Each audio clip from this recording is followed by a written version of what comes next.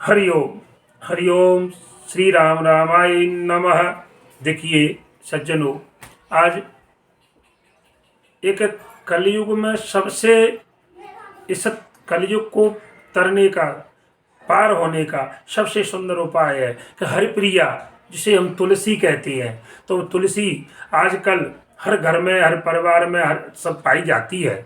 तो तुलसी मैया को तोड़ने का नियम क्या है, इसके हमें तुलसी दल जो है कब तोड़ना चाहिए, किस प्रकार से, और गाय के बारे में और गुरु महाराज के बारे में क्या क्या नियम है, मैं आपको इनके बारे में बताने जा रहा हूँ। तो तुलसी को तोड़ने का क्या नियम है। तो सज्जनों, सबसे पहली बात है कि जब हम तुलसी तोड़ने जाते हैं तो सबसे पहले तुलसी तोड़ने से पहले हमें और उनका बंधन करना चाहिए, उनसे आज्ञा लेना चाहिए कि हमें थोड़े से तुलसी के दलों की आवश्यकता है। तो सबसे पहले हमें किसी की वंदना करके, और जब हम कोई चीज़ निवेदन करके लेते हैं तो वो देने में भी अब कोई परेशानी न होती है सामने वाले को, और वो हमारे लिए, शरीर के लिए उपयोगी भी मानी जाती है। दूसरी बात, तुलसी को तोड़ते समय सज्जनों कभी भी जो नाखूनों से कभी तुलसी के पत्ते नहीं तोड़ना चाहिए, इसका विशेष ध्यान रखें, क्योंकि नाखूनों से तोड़ने से और बड़ा भारी पाप लगता है। तो तुलसी के पत्ते जो दल के ऊपर जो थोड़ी सी और डंडी होती है उसके साथ उसे तोड़ना चाहिए, और नाखून का प्रयोग नहीं करना चाहिए। तीसरी बात, रविवार के दिन तुलसी दल कभी नहीं तोड़ना चाहिए। चौथी बात, शाम के बाद तुलसी जी को कभी स्पर्श, तोड़ने की बात छोड़िए, शाम दिन अस्त हो जाए उसके बाद कभी भी तुलसी को हाथ तक नहीं लगाना चाहिए, उसको छूना भी नहीं चाहिए, तोड़ने की बात छोड़िए। और इसके बाद अगले पॉइंट पे आते हैं। देखिए, जो स्त्रियों के लिए सबसे सुंदर बात है कि जो तुलसी की पूजा करती है ना, उसका सौभाग्य अखंड रहता है। जो स्त्री प्रतिदिन तुलसी की पूजा करती है और दीपक रखती है तुलसी के मैया के पास और उनकी आरती करती हैं, तो उसका सौभाग्य जो है अखंड रहता है। तो स्त्रियों के लिए सबसे सुंदर बात है। और जो तुलसी जी की पूजा करती हैं, और दूसरी बात, स्त्रियों के लिए उनके घर पर सतपुरुष का, सतपुत्र जिसे कहते हैं, और जिसका आचरण, अच्छे आचरण वाला सदाचारी और बालक जो है जन्म लेता है।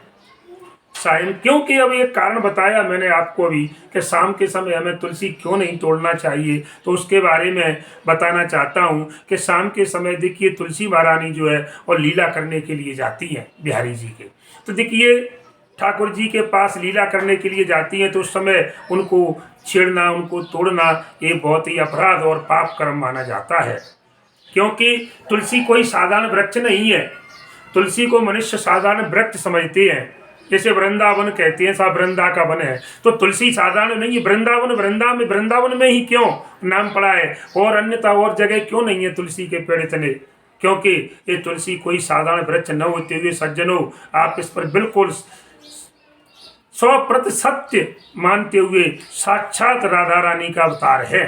तुलसी साक्षात राधा रानी का अवतार है, और तुलसी के पत्तों को सज्जनों कभी चबाना नहीं चाहिए। इसके लिए और संतों का एक सुंदर दुआ है तुलसी, इनके लिए देखिए क्या कहा है कि तुलसी वृक्ष न जानियो और गाय न जानिय ढोर, और गुरु मनुज न जानियो ये तीनों नंद किशोर।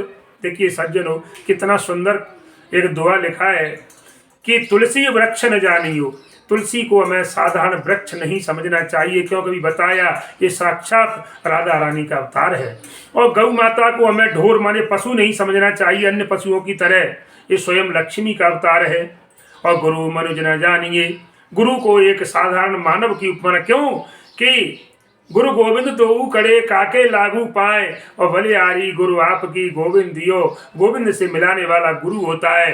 तो देखिए, गुरुर ब्रह्मा गुरुर विष्णु गुरुर्देव महेश्वर गुरुर साक्षात परब्रह्म तस्मै श्री गुरुवे नमः। तो इन तीनों को और नंद किशोर और मेरे बांके बिहारी का स्वरूप बताया गया है। इसलिए कहने का मतलब है, तुलसी को कभी पेड़ नहीं समझना चाहिए, गाय को एक सामान्य पशु समझने की गलती न करें, और गुरु को साधारण मनुष्य न समझते हुए ये भूल न करें, क्योंकि ये तीनों ही साक्षात भगवान के रूप हैं। इस प्रकार से सज्जनों, मैंने आपको इन तुलसी मैया के बारे में और गौ माता की और इन नियम बताए मैंने गुरु महाराज के बारे में, तो इनका मैं और पालन अक्षर अक्षर का एक एक शब्द का एक एक बिंदु का पालन जितना बन सके वहाँ तक करना चाहिए। इसी के साथ जय श्री राम, जय तुलसी मैया।